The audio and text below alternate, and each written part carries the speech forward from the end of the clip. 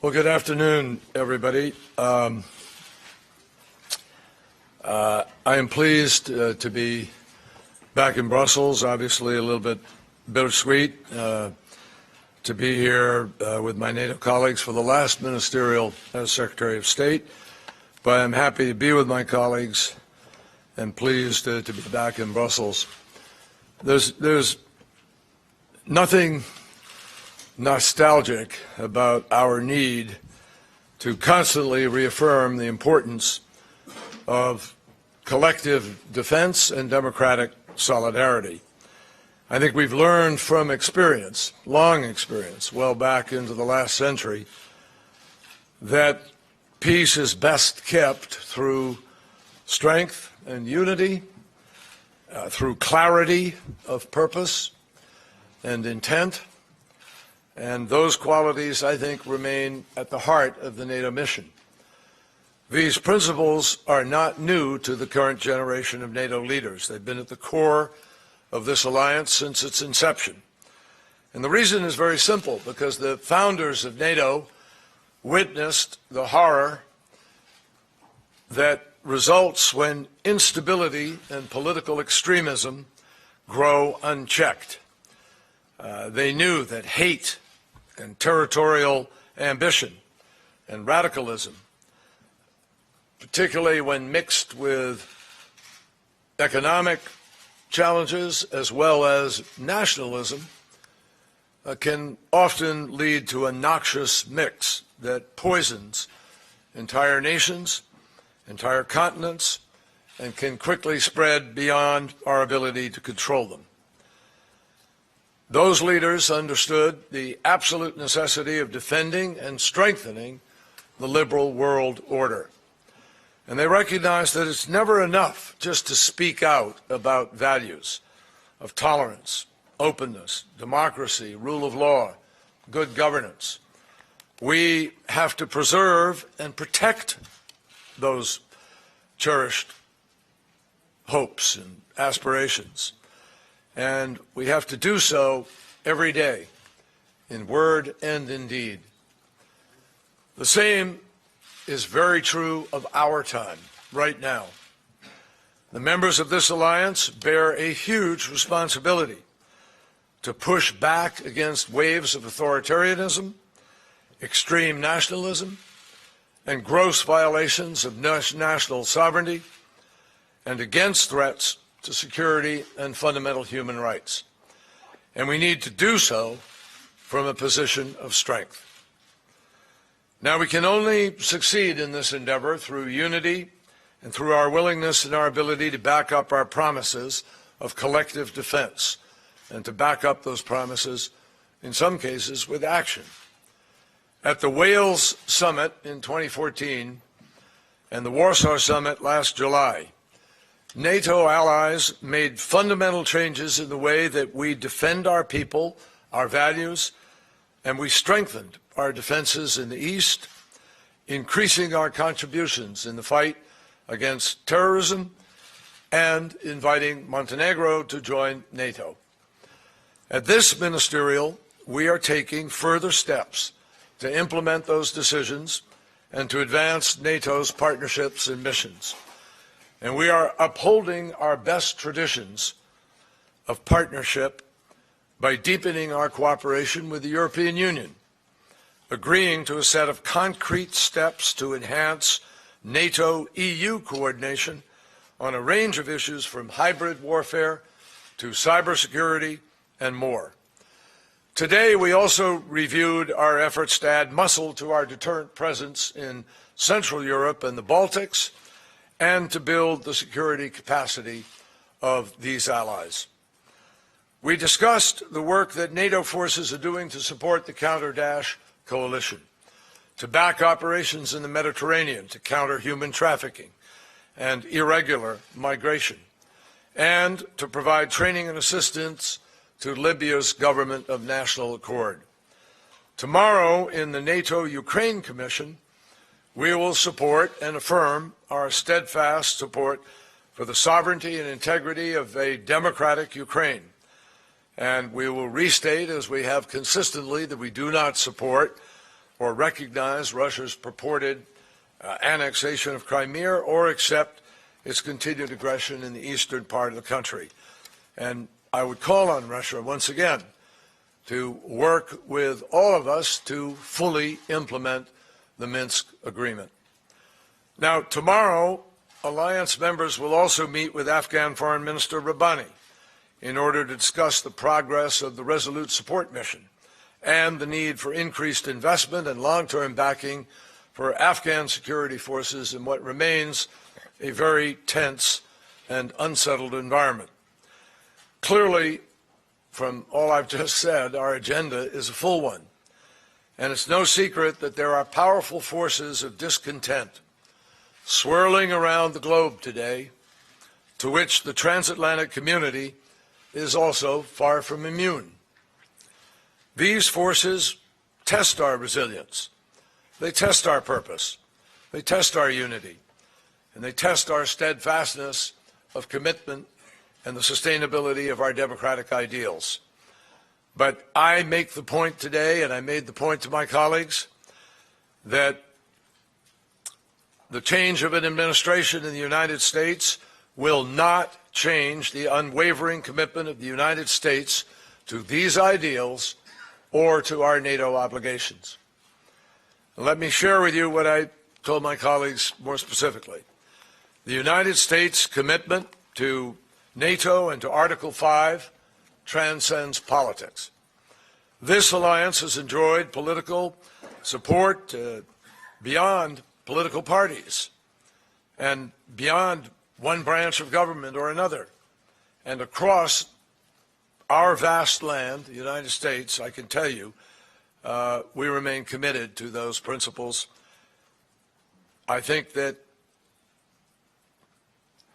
I can't overstate the degree to which I am confident that the majority of both parties in the United States, both major parties, are committed to NATO itself and to those principles, because NATO and those principles delivered an end to the Balkan Wars, delivered solidarity after September 11th, and delivered burden sharing in Afghanistan and against terrorism.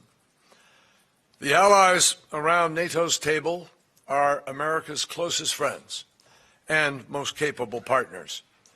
And together we built the world post-World War II liberal order, the order that has withstood the test of time, and I believe today we have to stay united in its defense.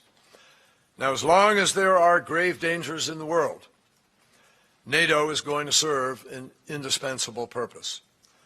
But an even deeper source of NATO's strength is its commitment to freedom, to human rights, to rule of law, to a structure. The countries sitting here are not sitting around this table plotting to disturb the sovereignty of any nation.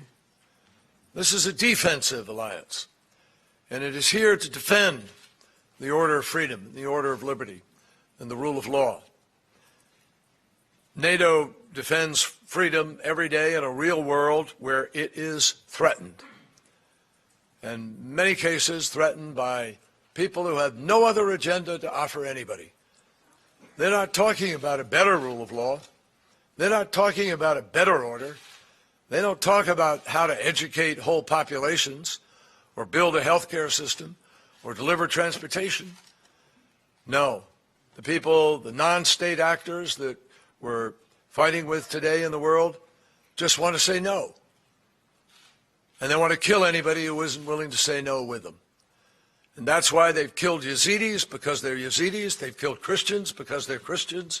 They kill Shia because they are Shia. And that is against everything that we have fought for and stood for since the inception of NATO itself. So I am confident about what we are working on here. And I am absolutely confident that the next administration and the Congress will stand together in support of the values and principles that are represented in this significant endeavor. Tomorrow, I believe, if I'm up to speed on where we are in the calendar, and I am moving fast enough that I'm not every day, but I think it's December 7th, which is the 75th anniversary of Pearl Harbor. So our nation fought together with our allies and friends in Europe to come out of that great war with a better sense of direction and with a commitment to a set of values and to a set of principles that I'm proud to have represented and continue to represent, not just in my capacity as Secretary of State, but as a citizen of the United States. With that, I am happy to take any questions, however we're doing that. First question today comes from Karen DeYoung, Washington Post. Thank you. Mr. Secretary, with the new government offensives in Aleppo, the city appears on the verge of falling within days, if not within hours. Russian Foreign Minister Lavrov said today that the United States had revoked a plan discussed with you in Rome last week to evacuate civilians and opposition fighters from the city. He said anyone who remained there would be eliminated. The rebels say they're discussing their evacuation with the United States, although they've not yet agreed to it. Can you tell us the status of the talks with both Russia and the opposition, and what the prospects are that anything can be agreed before Aleppo falls?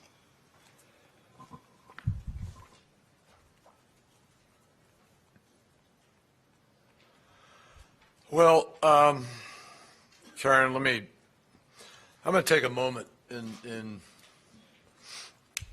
answering this question, because it's important to have a context and to put this in that historic context.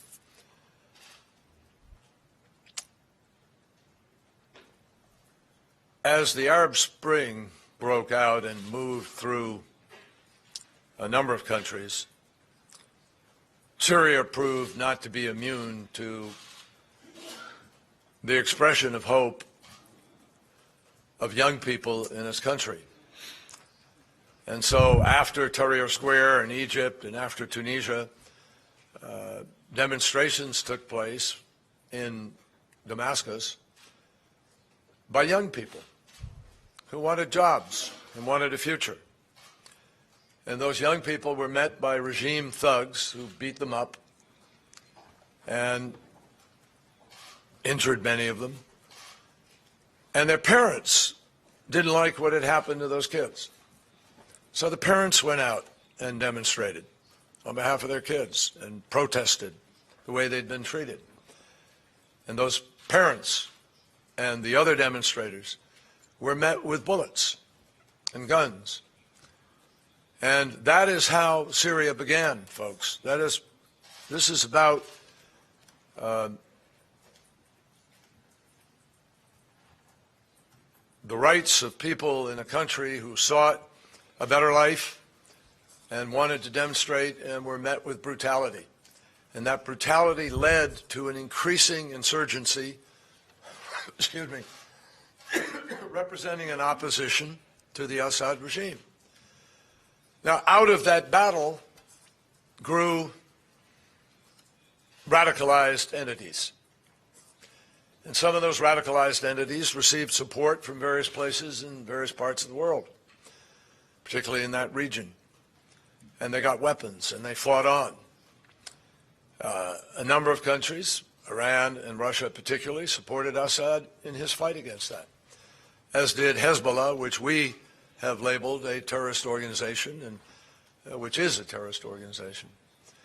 So that fight has been going on now for 5 years plus. When we assembled in Vienna a couple of years ago to begin the process of trying to create a political direction for trying to resolve the war, we brought everybody to the table, including Russia and Iran. And we sought a ceasefire. And let me make it clear that at that point in time, Russia and Iran both supported a ceasefire when we were in Vienna. But the opposition would not buy into a ceasefire. They didn't want to have a ceasefire. And there was a refusal to embrace the ceasefire, despite many of us saying that's the best way to get to the table and have a negotiation, in order to resolve this politically. But people chose to fight. And from that day until today, there's been a loss of territory and a loss of life, way beyond what any of us wanted to see unfold. So we're not the fighters on the ground. They are. They have to make their choices. And the fact is that most recently in discussions, there has been discussion of trying to move people out in order to save Aleppo. But until this moment, there has not been an agreement on how that would happen or how those people would move out or how they might be protected. So we have been meeting. We are trying to find a way to get to the table so we can have that negotiation that many of us wanted to have begin 2 years ago or before that, but which the participants were unwilling. And that's both sides, by the way. Assad has never stopped fighting, never stopped prosecuting the war, and never shown the willingness to actually engage in that kind of a discussion that could bring a war to a close. So you've got to have the parties prepared to be able to come to the table. Now, Russia says that Assad is prepared to come to the table. They say that's part of their agreement that they would support him, that he has to engage in good faith in a negotiating process. And I am personally deeply in favor of putting that to the test, of trying to get to Geneva in order to be able to negotiate the political outcome that is essential. Why? Because even if Aleppo falls, and it might or it might not, I can't tell you, but it's undergoing an unbelievable bombardment, barrage of indiscriminate killing that is putting enormous pressure on everybody there. But I don't know what will happen. I do know this. Even if it did fall, Aleppo will not change the fundamental underlying complexity of this war. If Assad takes over Aleppo, is the war going to end? No. Will he have solved the political challenge of bringing people together to unite the country? No. Will many of the people who have been embittered as a consequence of what has gone on in Aleppo continue to fight and blow themselves up or put a car bomb in place or a suicide vest with a... Yes, the war will continue. The violence will continue.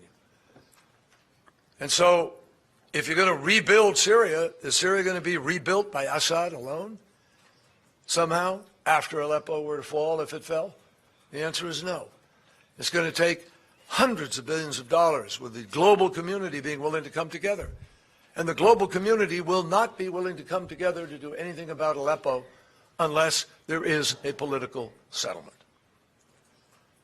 So my hope is that this week, in our continued conversation with the Russians, we can get them to understand the imperative of getting to that table, having the negotiation, and of not inflaming passions more with the total destruction of Aleppo. So that's where we are. We'll see what happens. There may or may not be a meeting towards the latter part of the week. I will see Foreign Minister Lavrov in Hamburg at the OSCE. We are scheduled to meet, and we can have a conversation about whether or not we can actually find a better way forward at this moment in time. Next question comes from Daniel Brosler, Süddeutsche Zeitung. Daniel Brosler, Süddeutsche Zeitung. Mr. Secretary, defense expenditure of NATO allies was an issue during the U.S. election campaign. Are you, are you satisfied Say that with again, the what? Defense expenditure of NATO, European NATO allies was an issue during the U.S. election campaign. Are you satisfied with what European allies have been doing so far to increase their defense expenditure? And are you confident that this question will not be linked in the future to the U.S. commitment to Article 5? I am happy that a number of countries are plussing up their defense expenditures, and I raised the issue of defense expenditures again today, as I have, I think, at almost every NATO meeting. And right now, there are 5 countries in NATO that are at the goal, the established goal of 2% for every member country. The United States, the UK, Greece, Poland, and Estonia. But since Wales, 24 allies have stopped the long trend of decline.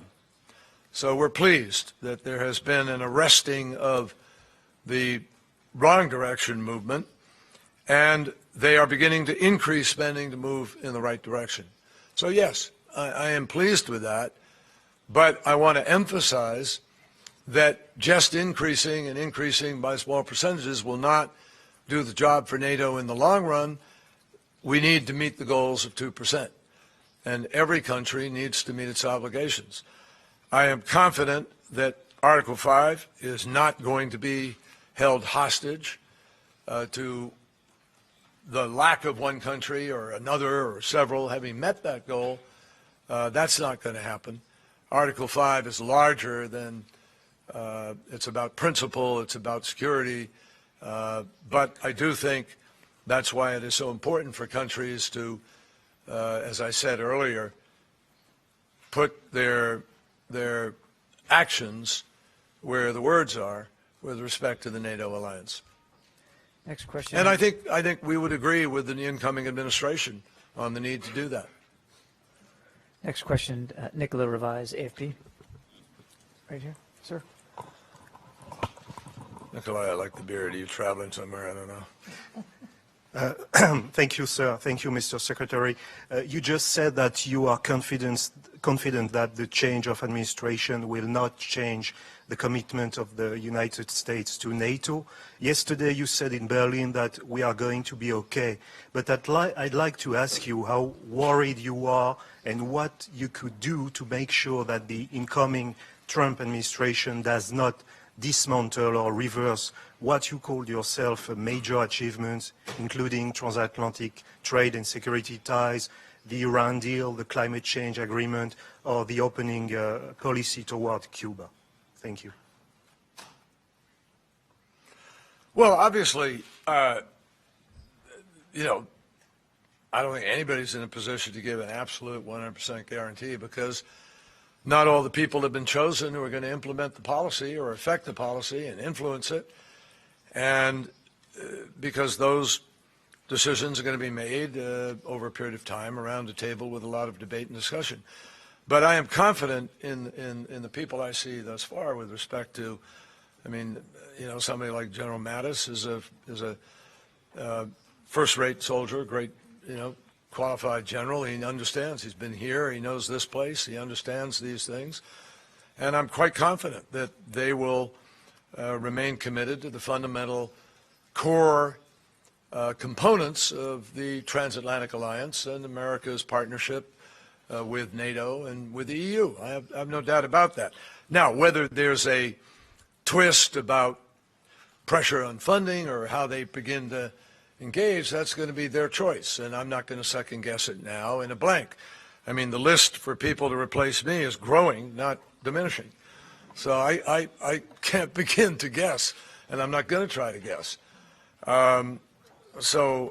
Let's see where we are. But I believe in the end common sense will prevail. Now, we've already seen indications of that. We've seen that there's already a revision with respect to immigration. There's already a revision with respect to the amount of wall or fence or whatever it is now being called. There's also a revision with respect to you know, I think the other day the president-elect expressed an openness on the subject of climate change, and just yesterday his daughter met with Al Gore and is gathering information about it. I believe as information is gathered that, you know, thoughtful, fact-based decisions have the ability to be made, and I'm going to believe in that hopefully that's what's happened until I see otherwise. In addition to that, I understand President Obama had a good conversation with the president-elect on the subject of the Iran nuclear agreement, and that there was a sense in that conversation, without violating any of it, that there were aspects of it that are constructive and positive and worthwhile and maybe should be held on to. So I just think it's a waste of time. I mean, it's human, and I understand the anxiety, but let's not get all turned up over things that haven't happened and appointments that haven't been made. My hope is that facts and science and common sense and our mutual interests are going to be well thought through and measured in ways that will produce good decisions for the interests not just of our country, but of our alliance, of our partnerships, of our friendships, of our allies, and I'm going to continue to believe that that will happen. But, you know, I think that there's every indication that there's an openness, at least at this point in time. There will be some things that the current administration doesn't like. There'll be some things that many of us will not agree with that run counter because this is a different administration. It ran on a different approach. So when those things occur, we will have to engage in the political dialogue that's at the heart of our democracy. And I certainly, as a private citizen, will not shy away from doing that on those things that I think matter enormously. And let me just say a quick word about that. The Iran nuclear agreement has made the world safer. Nobody argues today that Iran has the ability to build a bomb today or in the next few years. And that if things play out correctly, it will be a long time before that ability might or might not exist, depending on what choices are made in the long haul. But at 3.67% limitation on enrichment, with a 300 kilogram limited stockpile of enriched uranium, it's physically impossible to build a bomb. And we know those amounts are there on a day-to-day basis because of the inspection regime which has been put in place. So I think when people look at these facts and see the reality that if you suddenly got rid of that, you're going to go back to a country that's racing towards a bomb or not adhering to the agreement, you suddenly have a more dangerous mix and set of choices. And what I know we avoided when we came together and passed that agreement was we avoided an immediate conflict in the absence of an agreement. So I'm convinced the world is safer, and I think the Trump administration will come to that conclusion.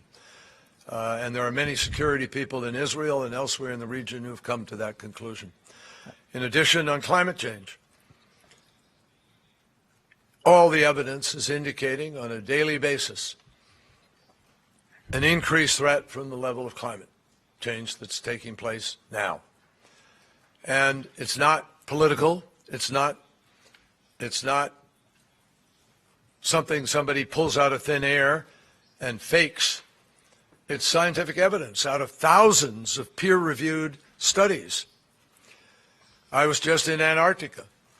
I was handed a vial of South Pole air that is reputedly the cleanest air on the planet. And there's a little graph on that vial that shows the carbon dioxide rising in Antarctica. And when I looked at the number of parts per million on that particular vial of carbon dioxide in the air in Antarctica, the cleanest air on Earth, it was 401.6 parts per million, which is more than 50 points above the 350 parts per million that scientists tell us is the tipping point. The tipping point. Inability to recover. That's Antarctica. Just this past week or two, a few weeks ago, we heard that the Arctic was measured at a temperature that was 36 degrees Fahrenheit warmer than the average on that particular set of days at any time recorded. 36 degrees. We are seeing sea level rise occur where Miami Beach is now raising some of its roads, pumping water out at high tide on a sunny day, where Boston sees high tides come over the seawall of the park, where other places are seeing floods that were supposed to happen only once every 500 years are happening in sequence. Fires that are happening with greater frequency, greater intensity The last year was the warmest year in human history recorded. It's part of 10 years of the warmest decade in human history recorded, which precedes the second warmest decade in human history, which precedes the third warmest decade in human history. That's the trend, just like this, folks. So you can't look at these things and recognize that we're already spending billions of dollars in mitigation for things that are happening now, whereas there is a clear alternative, which is to embrace the biggest market the world has ever seen, the energy market, move towards sustainable, clean, greener energy, and create jobs in the doing so. So I think the clarity of this choice is something which is scientifically and ultimately morally unavoidable. And that's why I believe that the Trump administration, when they weigh these things properly, if they do, will come to the right conclusion. Thanks, everybody. That's all the time we have for tonight. Appreciate it. Thank you all very much.